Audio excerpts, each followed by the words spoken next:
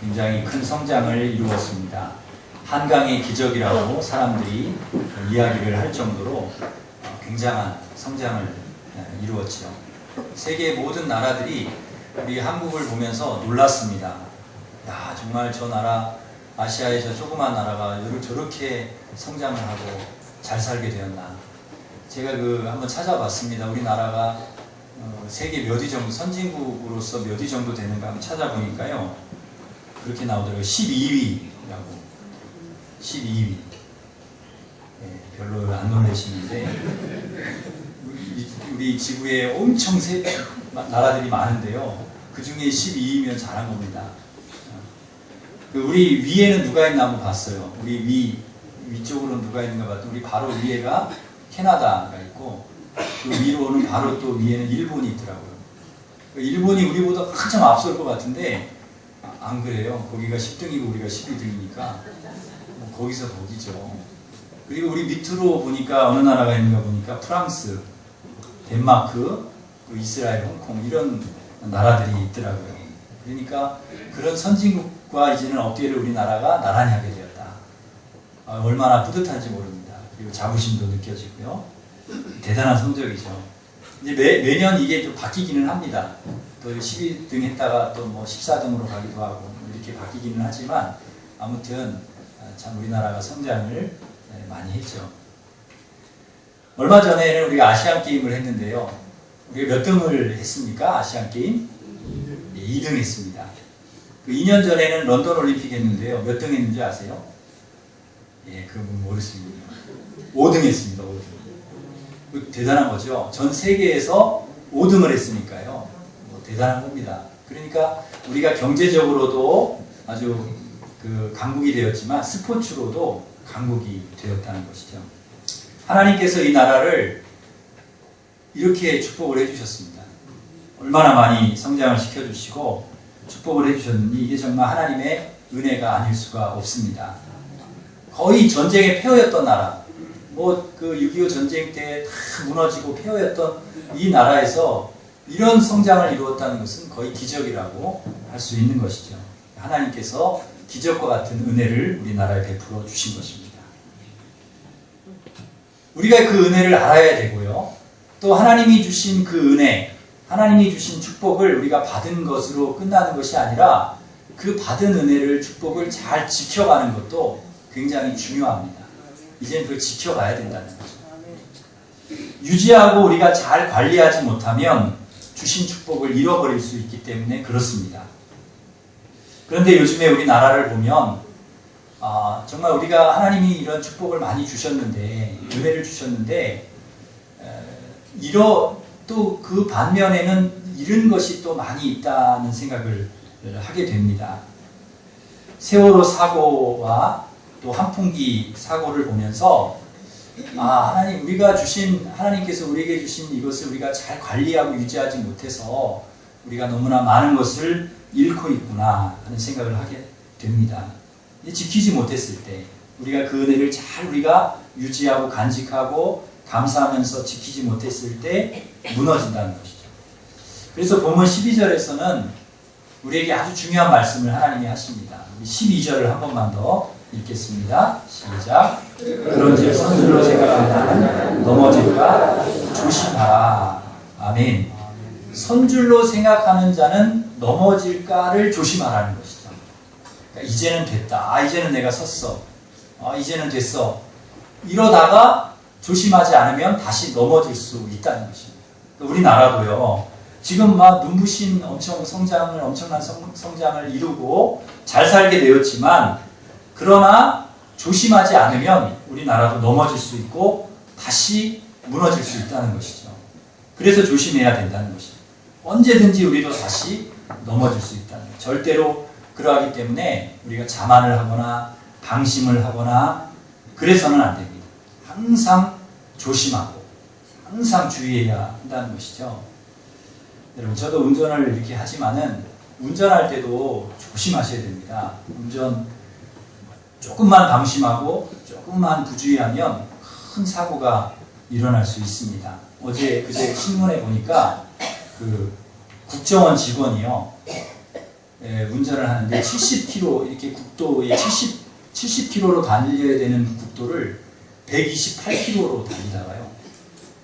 사고가 났는데 앞에 차가 이렇게 차선을 바꿔서 이렇게 오는 것을 그대로 받아가지고 그 상대편 운전자가 죽었습니다. 그냥 그 자리에서 사망을 했는데, 그러니까 이 70km를 128km로 달렸으니까요. 무려 58km를 초과한 거지 않습니까? 최대 속도를. 그러니 얼마나 그 세게 달린 겁니까? 결국은 그 운전했던 그 국정원 직원이 구속이 되었습니다. 지금은 그 20km를 넘어서 과속으로 달리다가 사고를 내서 사망사고를 내면 구속이 된다 그래요. 이게 법이 바뀌었답니다. 옛날에는 이게 합의를 잘 보고 이렇게 하면은 구속까지는 안 됐는데 지금은 무조건 일단 구속을 시킨다는 거예요. 그러니까 우리가 운전할 때도요, 얼마나 조심해서 해야 됩니까? 아주 조심하고 주의를, 절대 내가 운전을 몇 년을 했는데 내가 20년, 30년을 무사고고 나는 하여튼 태어날 때부터 난 운전을 잘해. 뭐 그렇게 생각을 하시면 절대 안 된다는 거죠. 항상 우리가 조심하고, 내가 자칫 잘못하면 큰 사고가 나지. 나만을 위한 것이 아니라 다른 사람을 위해서도 내가 조심해야지. 항상 그런 생각. 저는 차에 꼭 그 십자가를 달고 다닙니다. 십자가를 이렇게 달고 이렇게 가면 막 이렇게 부주의하게 하다가도 옆에 십자가를 딱 보면 조심해야 되겠다. 그리고 막 이렇게 끼어들까 이렇게 하다가도 누가 이 십자가 보면 또 이게 안 되잖아요. 그러니까 이 십자가 단차가 말이지 끼어들고 말이에요. 제대로 안 한다 이렇게 하면 또 이게 제가 욕먹는 게 아니니까. 그래서 주의하게 되고요.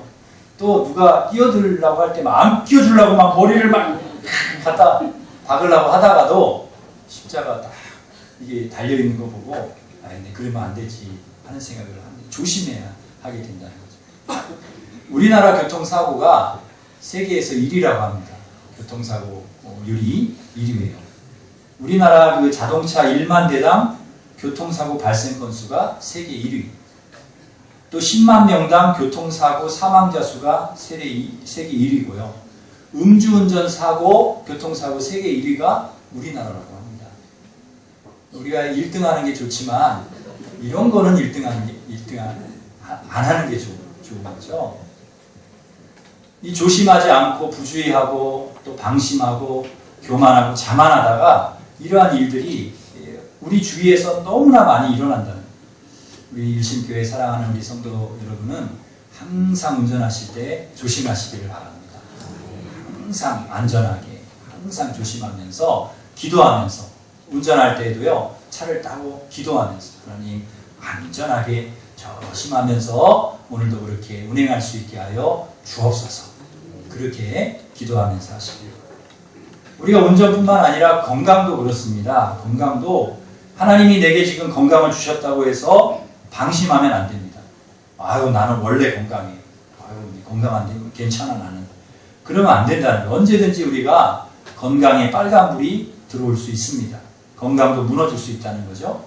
그래서 항상 우리는 조심해야 됩니다. 지금 내가 건강하다고 해가지고 막 안 좋은 음식을 막 먹는다든지, 술, 담배 먹고, 과식하고, 막 맵고, 짜고, 달게 먹고요. 또 해로운 음식 막 먹고, 과로하고, 잠 안 자면서 막 이렇게 과로하고, 그 다음에 문란한 생활을 이렇게 하면 반드시 건강에 위기가 온다는 거예요. 넘어진다는 것이죠. 건강이 무너진다는 거예요. 그래서 우리는 조심해야 됩니다. 그래서 건강은 언제 지키라고 그럽니까? 건강할 때. 여러분, 그런 말도 있잖아요. 있을 때 잘해. 어떻게 이렇게 잘하세요? 건강할 때. 내가 이렇게 건강하고 이렇게 튼튼하게 하나님께서 이렇게 건강 주셨을 때 그때 우리가 건강을 지켜야 된다. 그때 잘 유지하고 관리를 해야 돼요. 그래서 여러분 운동도 꾸준히 잘 하시기 바랍니다. 어떤 분은 운동하신대요. 무슨 운동하세요? 숨쉬기 운동.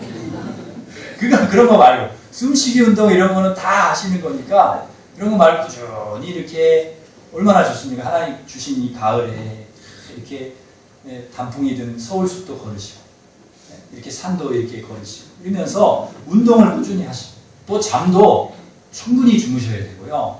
그리고 음식도 잘 조절해서 하셔야 됩니다.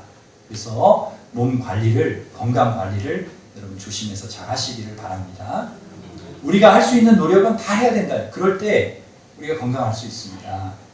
물질도 그래요. 건강뿐만 아니라 물질도 여러분 조심해야 됩니다. 돈도 너무 우리가 돈에 연연하고 돈 하면 안 된다. 돈을 따라가서는 안 됩니다. 성경에 보면 부자 이야기를 예수님이 해주시면서 그 부자가 한 해 동안에 거둔 그 모든 재산을 다 이렇게 모아서 집을 짓고 거기다 다 넣어놨다는 거예요. 그러면서 하는 말이 이제는 됐다. 걱정 없다. 아이고 내가 이렇게 많은 걸 모아놨으니까 나는 이제 걱정 없이 살아. 떵떵거리며 살아. 그랬는데 예수님께서 뭐라고 하시냐면 네 생명을 거두어가면 그게 어떻게 되겠느냐. 뭐가 되겠느냐. 그렇게 얘기하시는 거예요. 그러면서 너무 거기에 의지하지 말고 물질에 너무 의지하지 말고 살아가라. 그 얘기를 하시는 것이죠. 그래서 하나님이 우리에게 물질을 주셨을 때 하나님께서 내게 어떤 돈을 주셨을 때 그것을 잘 관리하고 유지하는 것도 우리에게 있어야 된다는 거예요. 필요하다는 거예요. 조심해야 된다는 거죠. 얼마 전에 그 로또 242억이 당첨된 사람의 기사가 이렇게 나온 적이 있습니다. 로또 복권에 242억이 당첨이 됐대요. 242억. 별로 안 놀라시네요. 242억이니까 우리가 평생을 이렇게 만져볼 수도 없는 돈 아니겠습니까? 242억이면. 그런데 이 242억을 당첨된 사람이 10년 만에 다 그것을 탕진하고요. 그리고 빚까지 2억 넘게 빚을 지고 그리고 다른 사람 사기를 치다가 걸려가지고 구속이 되었다는 기사가 딱 나왔습니다. 10년 만에 그렇게 된 거예요. 세상에 242억이라는 돈이 어떤 돈인데요? 그거 은행에다가만 이렇게 넣어놔도요. 이자가 얼마가 나오겠습니까? 계산이 안 되시죠? 242억의 이자. 이자만 해도 한 달에 어마어마한 건데 그것을 다 써버리고 10년 만에 다 써버리고 사기꾼이 되어가지고 감옥에 들어가요. 그렇게 된다는 것입니다. 그러니까 그것을 주신 것을 가지고 하나님이 주신 것을 가지고 잘 관리하고 유지하고 조심해서 사용하지 않으면 순식간에 무너진다는 거예요. 다 날아간다는 거죠. 쌓기는 어려워도 무너지는 것은 순식간이라는 것이죠. 그래서 하나님 우리에게 뭐라고 말씀하시죠? 선줄로 생각하는 자는 넘어질까 조심하라. 건강이 내게 이만큼 건강하다고, 물질이 내게 이만큼 있다고, 내가 이만큼 잘한다고 해서 절대 우리가 섰다고 해가지고 자만해서는 안 돼요. 넘어질까를 항상 조심하라는 것이죠. 우리 신앙도 마찬가지입니다. 여러분 신앙 우리가 내가 이만한 신앙이면 괜찮아. 내가 이런 직분을 가지고 있는데 내가 몇 년을 신앙생활을 했는데 걱정 없어. 그러지 마시라는 거예요. 언제든지 우리의 신앙도 넘어질 수 있다는 것입니다. 선줄로 생각하면 넘어질까 조심하라. 여러분 조심하시기를 바랍니다. 우리가 신앙생활을 지금 잘하고 있다고 해도 항상 조심하지 않으면 하나님 앞에서 저는 항상 넘어질 수 있습니다. 그래서 하나님 도와주십시오. 이렇게 하지 않으면 안 된다는 것이죠. 우리를 넘어지게 하는 것들이 이 세상에 얼마나 많은지 모릅니다. 사단이 우리를 그냥 놔두지를 않아요. 우는 사자같이 막 삼킬자를 찾아서 돌아다니고 있습니다. 어떻게든 넘어뜨리려고 하고 수단과 방법을 가리지 않고 아담과 하와도 넘어졌지 않습니까? 사단이 그 유혹을 해가지고 그때 이후로 사단은 끊임없이 하나님의 자녀들을 넘어뜨리려고 한다는 거예요. 그러니까 사단의 전공은 뭐냐?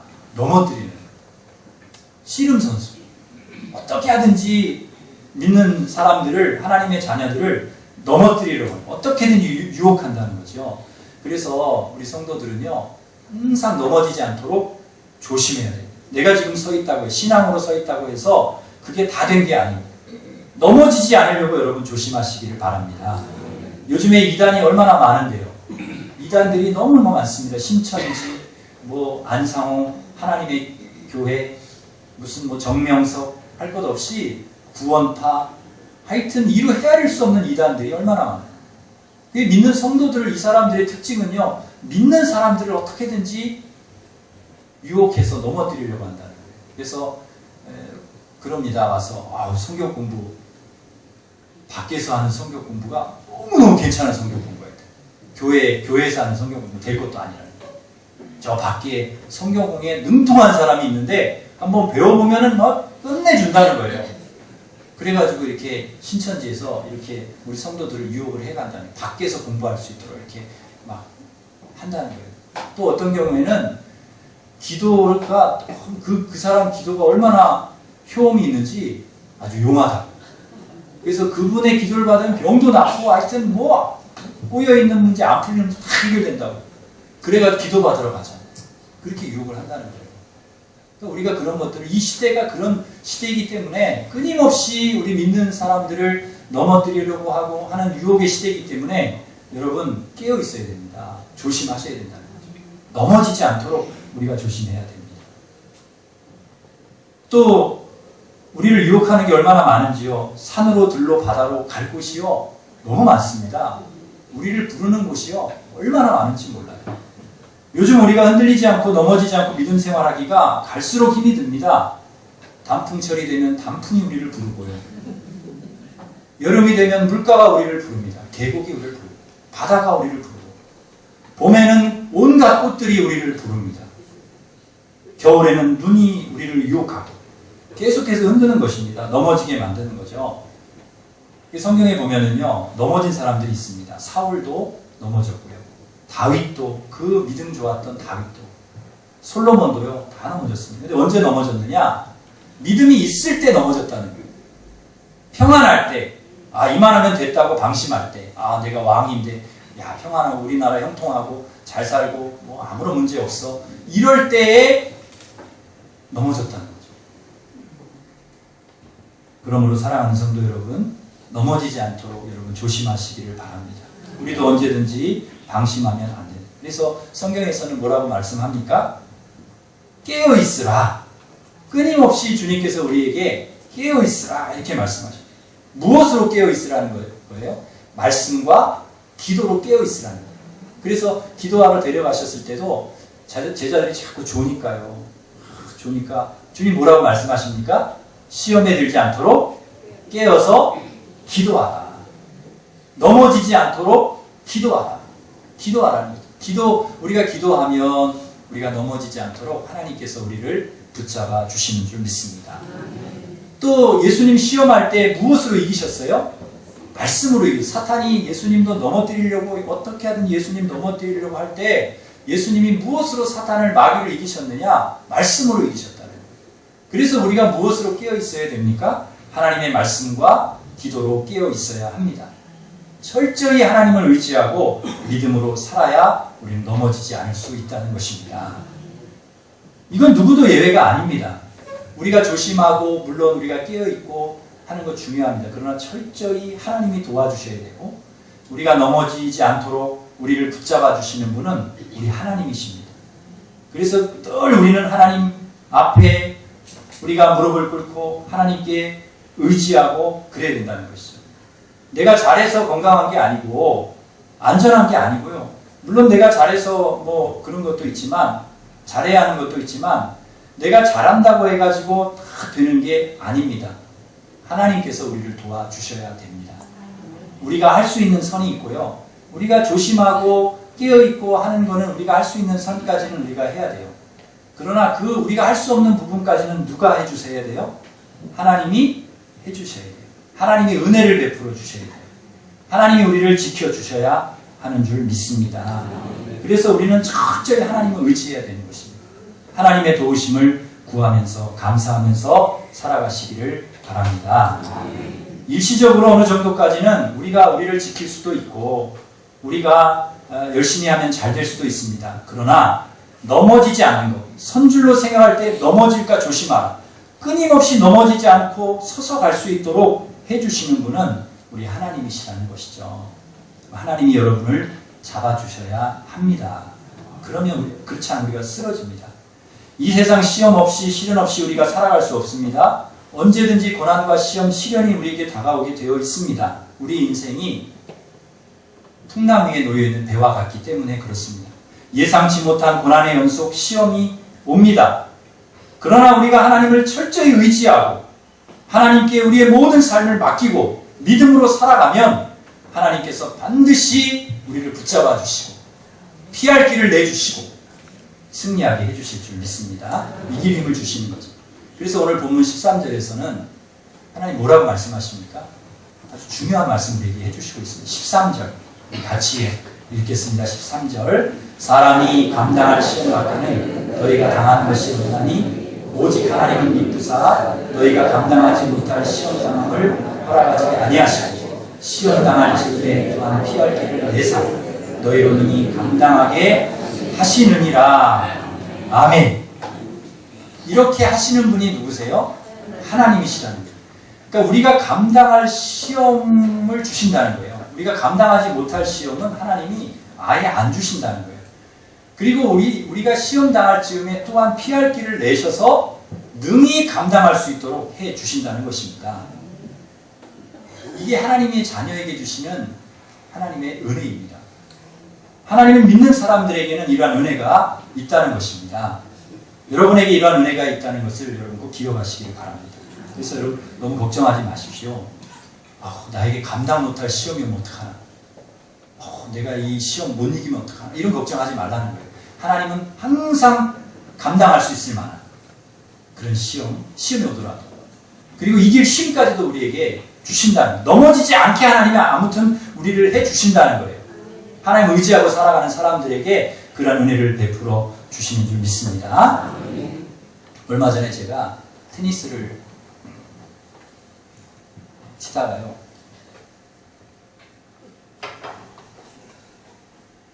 테니스를 이렇게 치다가 공으로 눈을 맞았어요. 제가 원래 테니스를 잘 하거든요. 잘 실수를 안 합니다. 그런데 어떻게 이렇게 탁 쳤는데 공이 워낙 빨리 오니까 빨리 친다는 것이 이게 빗맞았어요. 그래가지고 라켓 면에 공이 맞은 게 아니라 이 테두리 있잖아요. 플라스틱으로 된 이 테두리 그 끝에 딱 맞으면서 제 눈을 때렸어요. 근데 눈을 감고 맞으면 괜찮은데 눈을 뜨고 있는데 벼랑간에 이게 날라오니까 눈을 뜨고 있다가 맞아버렸어요. 맞는 순간에 얼마나 갑자기 이 눈이 안 보이더라고요. 한쪽이 이렇게 막 하얗게 되면서 안 보이는 거예요. 마치 종이에, 검은 종이에 하얀 게 이렇게 쫙 번져듯이 그렇게 이렇게 쫙 번지더라고요. 너무나 이 하얗게 되고 그러니까 큰일 났다. 이거 실명된 거 아닌가. 이런 걱정도 되고 눈도 너무 아프고 눈물만 나오고 뜰 수가 없어가지고 제가 안과를 갔어요. 여러분 웃지만은 저는 얼마나 아픈지 아세요? 공으로 눈을 뜨고 세상에 요만한 티만 들어가도 눈이 얼마나 눈물 나고 아픕니까? 그런데 세상에 이만한 테니스공 그걸로 맞았으면 눈을 뜨고 있는데 맞았으니 얼마나 아프겠어요. 근데 안과를 갔어요. 안과를 가서 이렇게 의사 선생님이 그 현미경으로 이렇게 눈을 이렇게 제 눈을 이렇게 보더라고요. 얼마나 걱정이 되는지요. 이거 어떻게 많이 다쳤으면 어떡하나. 근데 다행히도 그 의사분이 그렇게 얘기하시더라고요. 천만 다행이라고. 이게 눈에 상처가 났대요. 눈에 상처가 났는데 검은 눈동자가 아니라 흰 눈동자에 상처가 났대요. 그러니까 검은 눈동자를 안 맞고 하얀 눈동자를 맞은 거예요. 그래서 우리 하나님 참 감사하다. 검은 눈동자만 만들어놨으면 어떻게 하나. 하얀 것까지 만들어 놓으시니까 이게 좀 피한 거예요. 근데 검은 거 맞았으면 실명까지 돌 수 있다는 거예요. 그게 각막이 손상이 되면 이게 안 보인다는 거죠. 제가 그 이야기를 집에 와서 제 아내에게 했더니 테니스를 어떻게 쳤길래 그러면서 일단은 야단을 맞았어요. 조심해서 하지 그랬냐. 그리고서 그 얘기를 했어요. 눈동자의 바로 옆에 하얀 자가 상처가 났다. 이만큼 부어오르고 까져 있는 거예요. 그걸 보더니 0.001mm의 은혜다. 이런 얘기를 하더라고요. 그러니까 이게 제가 조심한다고 해서 그렇게 되겠습니까? 제 능력과 한계를 벗어난 거죠. 갑자기 그런 일이 일어났는데. 그런데 어떻게 하나님께서 그래도 피할 길을 내주셔서 검은 눈동자 안 맞고 흰 눈동자 맞아서 이렇게 회복될 수 있도록 그렇게 해주셨다는 거죠. 이게 설명할 수 없는, 제게는 정말 이해할 수 없는, 설명할 수 없는 일이 일어난 것입니다. 그래서 우리 하나님은 우리의 삶 속에서 내가 도저히 설명 안 되고 이해할 수 없는 일들 속에 하나님이 함께 하시는구나. 그걸 우리가 해석이 안 되지만 하나님으로 우리가 해석할 수 있다는 것이죠. 이것이 하나님이 성도들에게 주시는 은혜입니다. 하나님의 자녀들에게 베풀어 주시는 은혜라는 것이죠. 감당하지 못할 시험을 주지 아니하시고 피할 길을 내주시고 감당케 해주시는 줄 믿습니다. 그 이야기를 제가 이제 그런 경험을 하면서 제가 얼마나 감사한지 몰라요. 공을 맞으면서도 저는 감사하고 있습니다. 공을 맞고도 감사, 어려운 일을 당하고도 감사, 힘든 일을 당하고도 감사할 수 있도록 하나님께서 그렇게 해주시는 거죠. 이런 설명할 수 없는 일들, 이해할 수 없는 일들이 우리의 삶 속에서 얼마나 많이 일어납니까? 저에게만 일어나는 게 아니라 여러분에게도, 여러분이 지금까지 살아오면서 여러분이 다 설명이 됩니까? 여러분의 삶이 다 이해가 됩니까? 그렇지 않은 수많은 일들, 오히려 설명이 안 되는 일들 속에 하나님이 함께 하시고 계시다는 것을 여러분 꼭 기억하시기를 바랍니다. 제가 지난번에 우리 권사님 그 어머니께서 이렇게 수술을 하셔야 된다고 하셔서 제가 신방을 갔어요. 그런데 그런 이야기를 하시는 거예요. 어머니께서 원래 경추가 안 좋으셔서 이렇게 수술을 하셔야 된대요. 그래서 12월 중에 수술을 하려고 이제 날짜를 다 잡아놨는데 서울에 이제 큰 병원에 오셔서 이제 시골의 병원에 계시다가 서울로 오셔서 이제 수술하시려고 하는데 원래 12월 달에 해야 된대요. 그런데 어떤 이유인지 좀 앞당기신 거예요. 그래서 10월 달에 이렇게 수술하려고 올라오신 거죠. 그런데 이제 그 수술하려면 검사를 해야 되잖아요.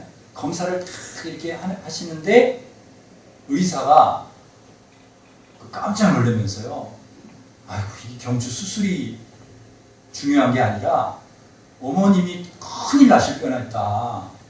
이게 혈전이라는 게 있다고 그래요. 근데 혈전이 몸에 이렇게 돌아다니다가 이 뇌혈관을 막으면 뇌경색이 되고 심장에 들어가는 혈관을 막으면 심근경색이 되고 폐를 막으면 뭐 폐에 관련된 그런 아주 안 좋은 증상. 그래서 갑자기 돌아가실 수 있다는 거예요. 근데 그 증상이 발견이 돼요. 그 폐에 혈전이 딱 막고 있는 게, 그래서 그 시골의 병원에 계실 때도 계속 호흡이 가쁘고 막 너무너무 머리가 아프고 막 힘드셨다는 거예요. 근데 그거를 못 발견했는데 서울 와서 병원에서 그것을 발견을 하신 거예요. 그래서 급하다 그래가지고 막 중환자실로 들어가셔서 그 뚜는 그런 치료를 받으시고, 그래서 이게 회복이 되셔서 일반 병실로 옮기셨는데요. 제가 봤더니 아주 건강해지셨더라고요. 저는 굉장히 아프신 줄 알았는데 이미 뭐 다 치료를 받으신 상황이어서. 그래서 그런 이야기를 쭉 하시면서 하나님께서 만약에요 12월 달에 그냥 수술을 받았으면 어떻게 할 뻔했냐는 거죠. 그러면 그 병도 발견도 못하고 갑자기 돌아가실 수도 있는 것이고, 하나님께서 수술 날짜도 앞당기게 하시고 또 검사를 통해서 그걸 발견도 하게 찾아내게 해주시고 치료해 주셨다는 거죠.